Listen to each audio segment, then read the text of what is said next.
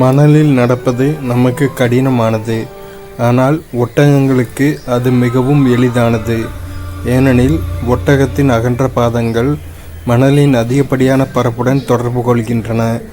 இதனால் அழுத்தம் குறைந்து மணலில் ஒட்டகம் எளிதாக நடக்கிறது.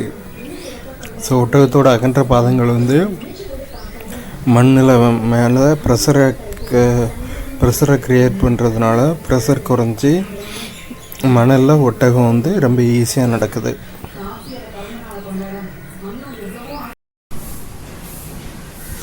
உயரமான மலைப்பகுதிகளில் சமையல் செய்வது கடினம். உயரமான இடங்களில் வளிமண்டல அழுத்தம் குறைவாக இருப்பதால் பொருளின் கொதிநிலை குறைவாக இருக்கும். இதனால் நீரானது 80 டிகிரி செல்சியஸ் வெப்பநிலையிலேயே கொதிக்க ஆரம்பித்துவிடும்.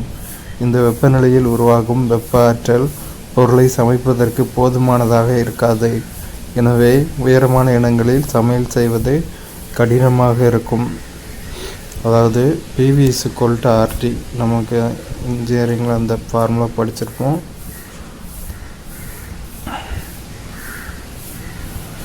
PV=RT. Pressure is directly proportional to temperature.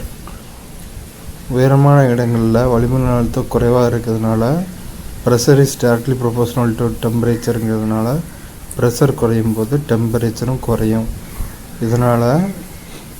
இதனால் நீர் 80 டிகிரி செல்சியஸ் வெப்பநிலையிலே கொதிக்க ஆரம்பிச்சிடும். நார்மலாக நீரோட கொதிநிலை 100 டிகிரி செல்சியஸ், உயரமான இடத்துல 80 டிகிரி செல்சியஸ்.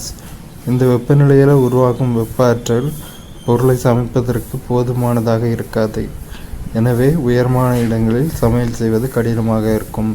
அரிசியை வேக வச்சா அவ்வளோ சீக்கிரம் வேகாது உயரமான இடத்துல. அதனால தான் மலைப்பகுதிகளில் சமையல் செய்கிறது கஷ்டமாக இருக்கும்.